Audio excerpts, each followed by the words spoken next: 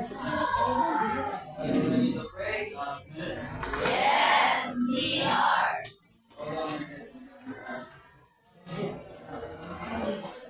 O God Almighty, behold us, your loving children, offering thee today our works and studies. Help us, dear Lord, to be obedient to our teachers, kind to our companions, diligent to our studies, that we may merit the blessings ourselves, our school, our beloved country, the Philippines. Amen. Magandang umaga sa lahat. Magandang umaga po, mga guro. May kumusta kayo sa umaga nito? Nasa mabuti ba kayong kalagayan? Okay, natutuwa akong malaman na kayo ay nasa mabuting kalagayan. Sa umaga ito ay magkakaroon tayo sa ibagong pagtatalakayin. Pero bago yan ay akin munang aalamin kung sino ba ang nakakaalala kung ano-ano mga alitutunin o mga kasunduan na dapat gawin ninyo mga mag-aaral kapag may nagsasalit ng guro dito sa ating harapan. Magbigay ng isa, yes, Jasmine? Sumagot ng maayos. Ano ba? Yes, Atis? Ay taas, ang kamay kapag gusto o may mga katanungan. No? Makinig ng mabuti. Meron ba? Nagsabi? Umupo ng maayos lahat. Kaya nakaupo ng maayos? Okay, makita niyo sa akin kung paano umupo ng maayos? Okay, so ngayon ay bago tayo formal na magsimula, ay amin munang aalamin kung maliban ba sa umaga na ito. Halin ng klase? Okay, yung mga lumiban ay pakisulat na lamang sa isang kapat ng papel at pagkatapos ng aming talakayan ay pamimigay na lamang sa akin.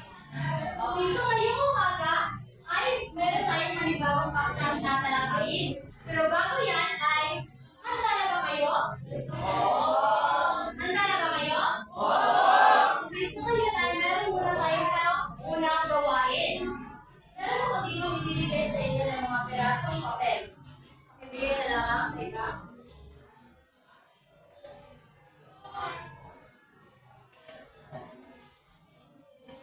Ay, pagpasa sa iba.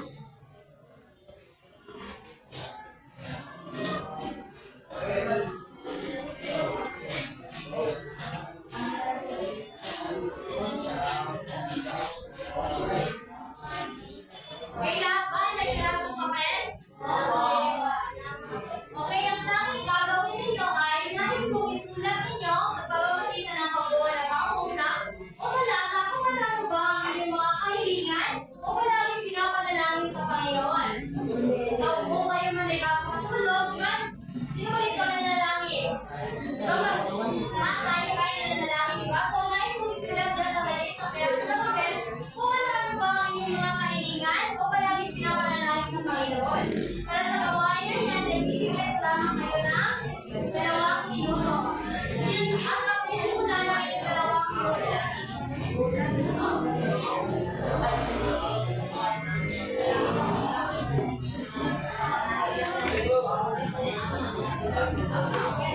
Ulat ng tahimik.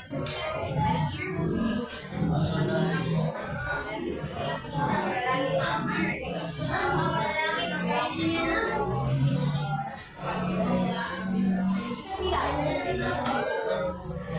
kahit hindi na gusto nyo isulat dyan, basta mga pinapanalangin ninyo or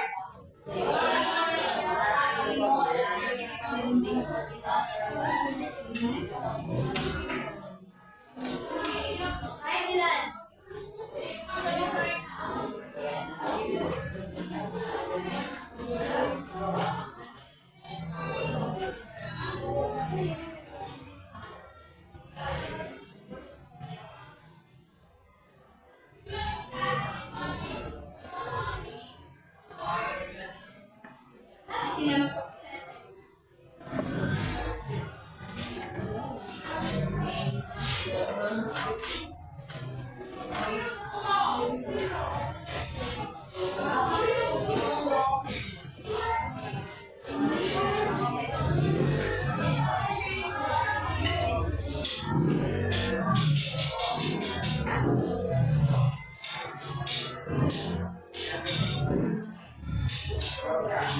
Okay,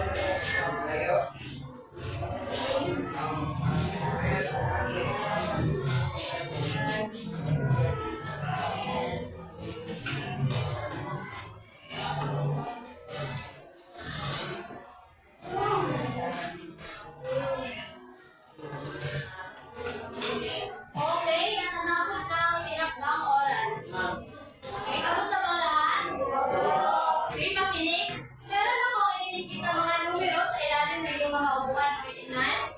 At naisumi sa ulo ko anong mga numero na naka-dip sa ilalim ng mga upuan. Okay, sumunod yung sound. Wala. Okay. Pagkatapos ay pumunta ang dito sa kawan ng mga ilang numero at nais ko kung sino man ang nakakuha ng numero ko na pero ang numero sa ilalim ay siyang maglalaan ng kanyang ina sila sa alin ko sa pagkakaliwanag. Liwanag ba? Okay, so ang una maglalaan ng kanyang naisulat ay 33. 33? Meron ba?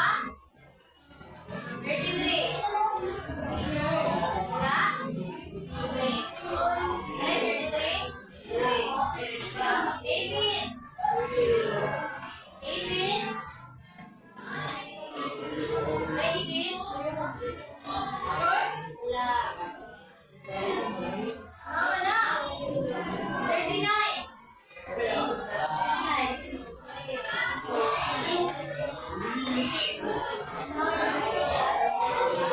'Makinig.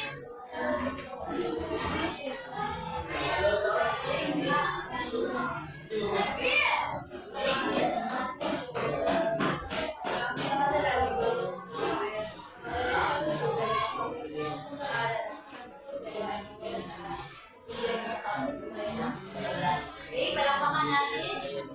Palakpakan. Okay, para sa susunod ay 44. 44? Yes, guys.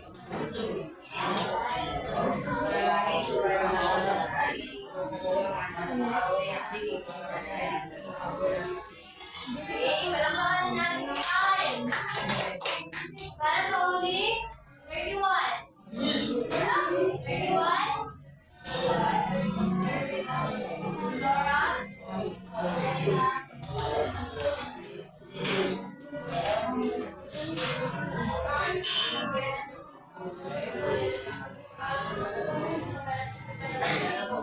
Okay, palakpakan natin si Dora.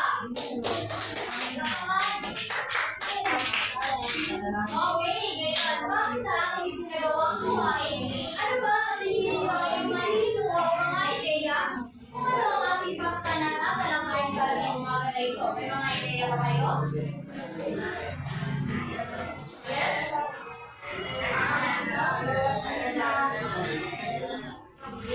Okay, may malaking yan sapagkat ang ating paksa na tatalakayin para sa umaga na ito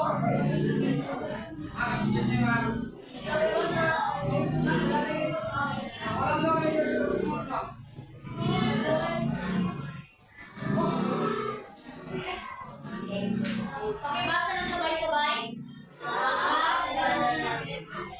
Pakibasa na sabay-sabay. Pero bago natin hihimay-himayin o mas palalim pa ang ating talakayan, ay nais ko munang malaman ninyo ang ating magiging salunod para sa umaga na ito. Pakibasa ulit ang sabay-sabay.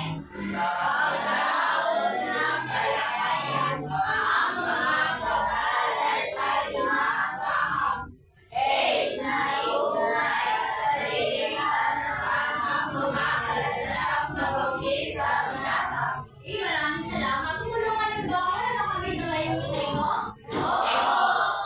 Mabuti naman. Meron ako mga nagkasubang kamamalikiran at salita na ito.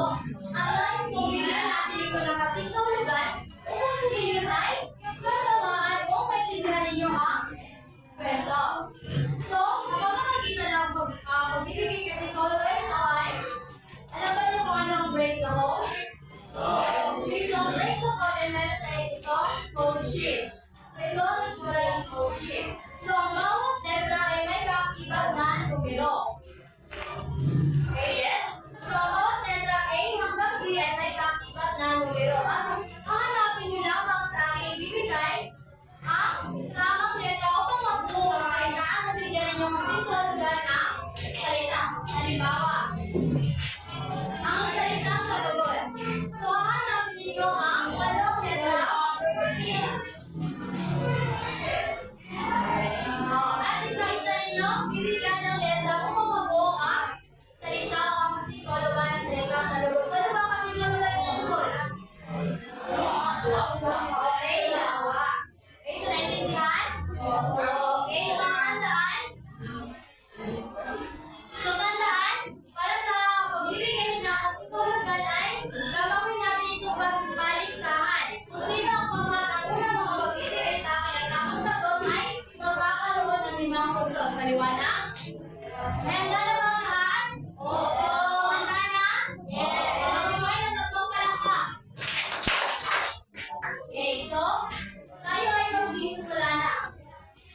Para sa unang salita, papalawan ng bait. Ano ba ang kasitulugan ng papalawan ng bait? Isa lamang ang hanap abay, sumunod. Yes? Okay, tama. Ang kasitulugan ng papalawan ng bait ay pagkawalan ng malay. Maaaring magagiging ito sa limpahuna.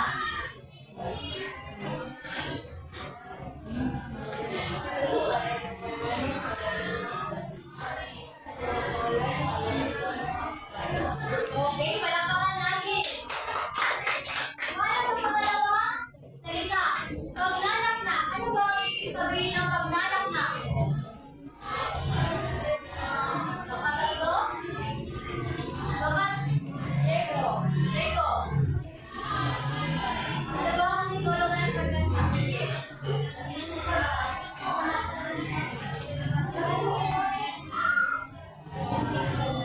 Matinding. Pananakit. Okay, tama. Ang ibig sabihin ng pagnanaknak ay matinding pananakit. Maaari mo ba ang gawin dito sa next pangungkap? Matinding.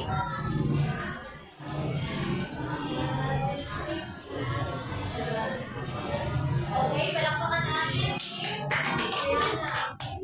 Para sa tatlong hapis, ano ba ang kasitulugan ng hapis? Ayan o. Okay, tama. Kalungkutan. Maaari ba gawin nyo sa iyong pangungkap?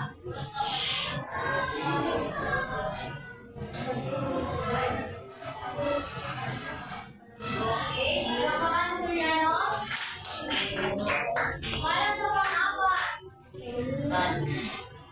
Ang salitang Maria. Ano ba ang kasitulugan ng salitang Maria? Yes, the Lord?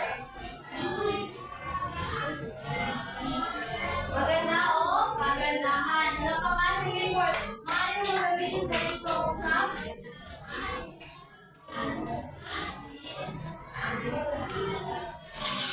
Oh, yes. Okay, palakpakan. At para sa huli, habagan. Ano ba ang kasitulugan ng habagan? Habagan?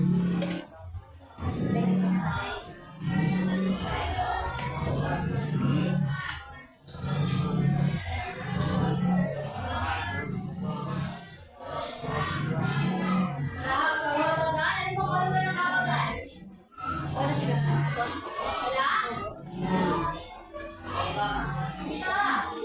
Hoy.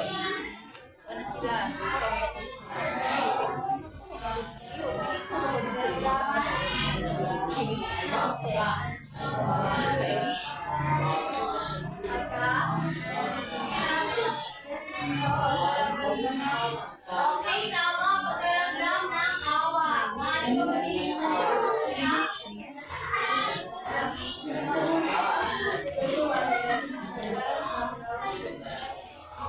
Okay, palakpakan ng mga tatlo.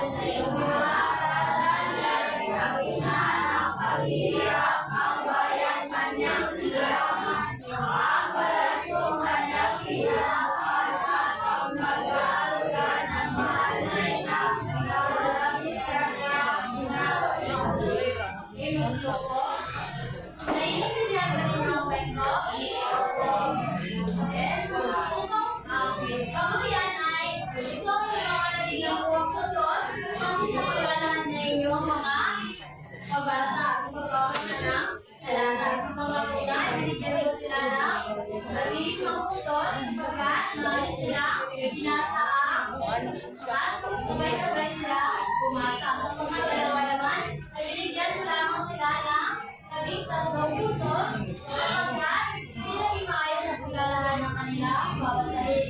At kanilang pagbabasa. At sa pangkatlo, binigyan ko sila ng labing limang puntos sapagkat maayos na ilahati ng kanilang pagbabasa.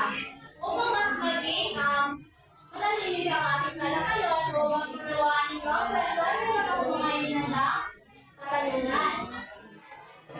Sa loob ng taon na ito ay narito ang inyong mga pangalan.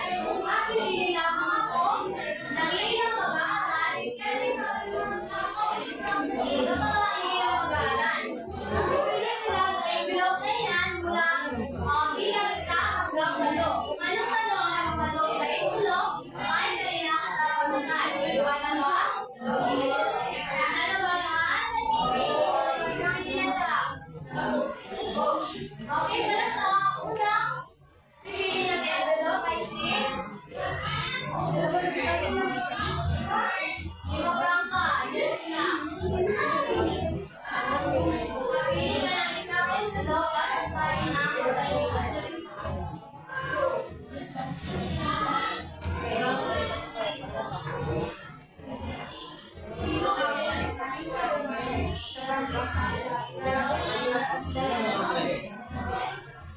Ang tunay sa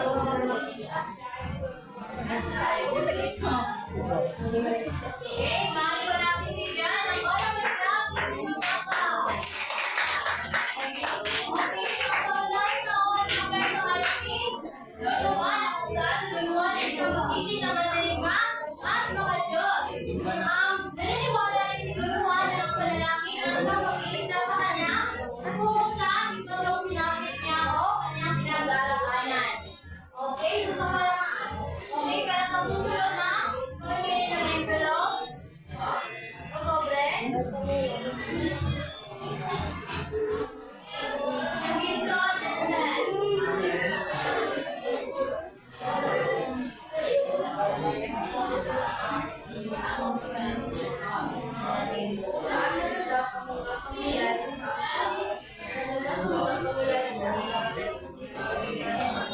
Okay, bigyan natin ng palakpak si Vincent. So, kwento ay nangyari naganap sa libreng sa gitna ng kagubatan. Na kung saan doon pinubok tinutuwa ng kanyang dalawang kapatid na ulit ang kanyang dalawang kapatid. Si Don Pedro at si Don Jacob. Na pinubok tinutuwa doon sa gitna ng kagubatan. Okay, para sa susunod. Narvaez. Ayan.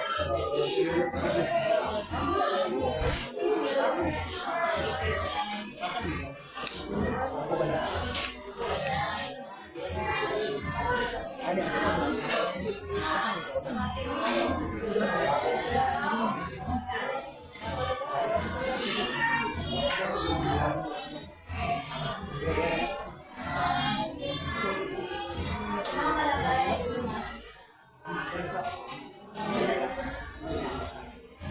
Okay, kailangan natin si Ian. Ang kalagayan ng buhay sa gitna ng kagubatan ay ang kanyang buong katawan sapagkat nga pinubok siya ng kanyang dalawang kapatid. At may hilis siya sa kanya. Nakaramdam din siya ng pagtitig tutok at uhoder niya sa walang kasawang sa gitna ng kagubatan. At walang isa ang tutong o makakatulong sa kanya. Kung siya lamang ang tao na naroon sa gitna ng kagubatan. Okay, so sa susunod na katanungan. Princess or Lisa?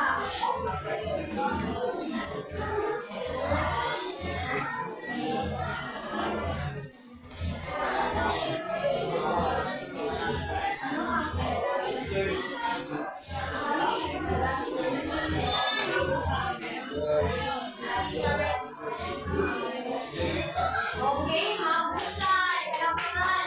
So, kung kami panalangin ng Prinsipe, ay nakakapang kanyang buhay. Dahil hindi niya alam nila kung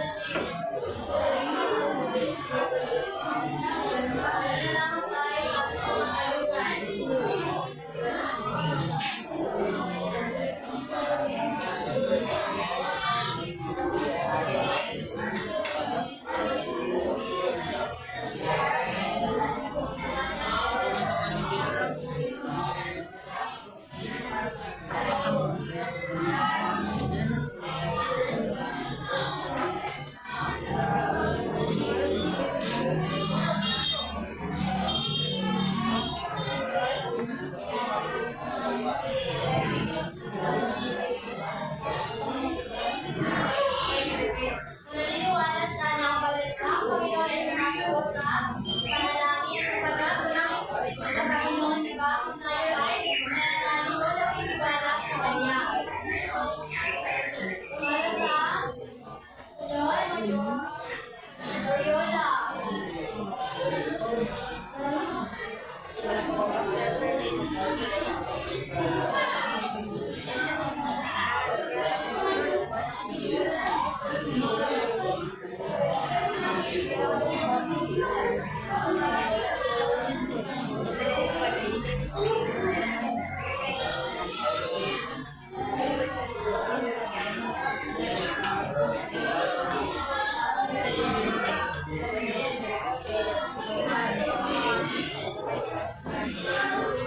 Pinig.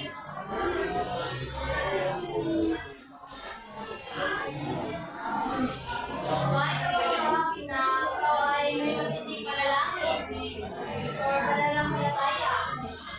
Mananalangin sa iyong pamilya, mga pagsuko.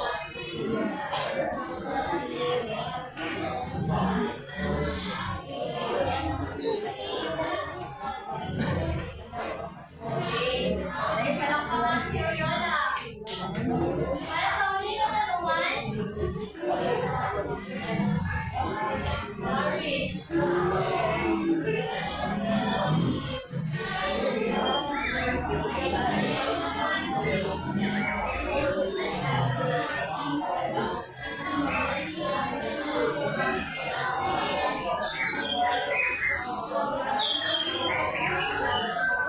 Pinig.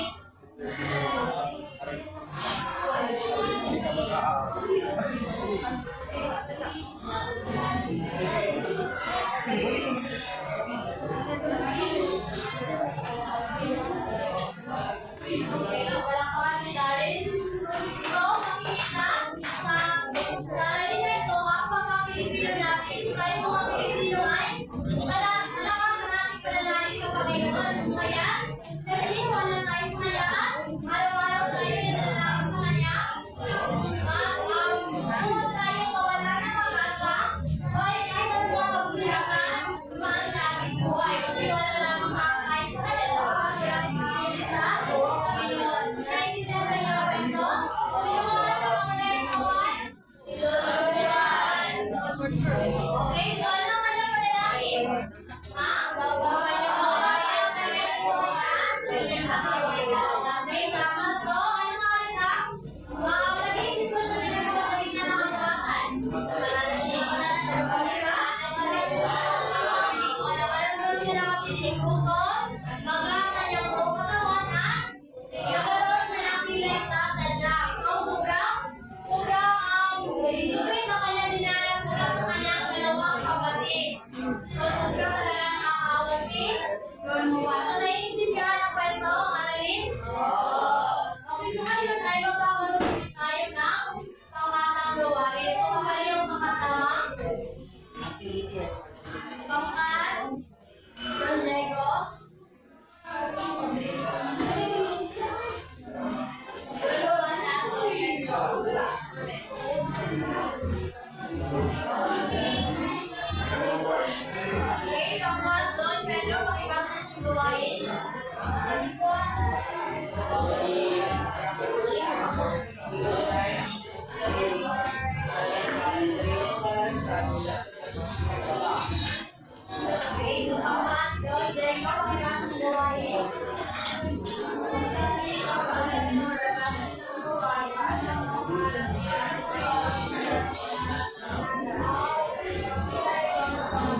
Okay,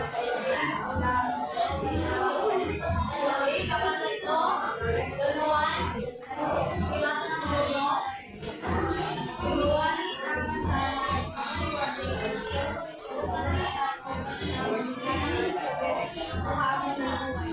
okay, kung alam niyo sa akin, binigay ng mga sobre ay mayroon mga kamatayan.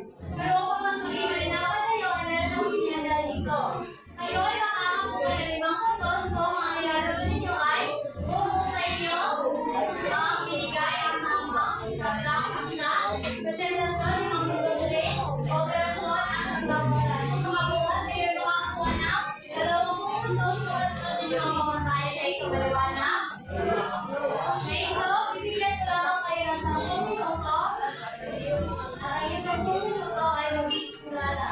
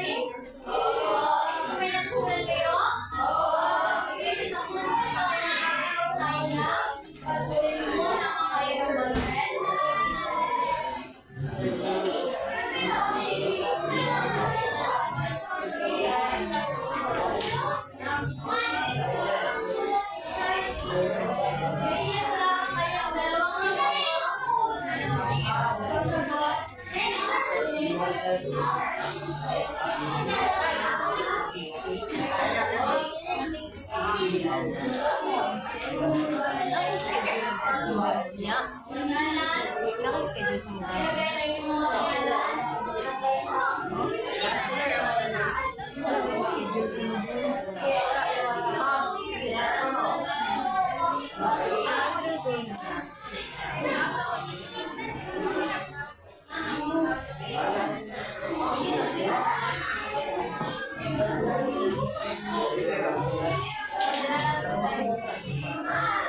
Nalikod yun ah. Nalikod yun ang mga sulat na kailangan natin magawin.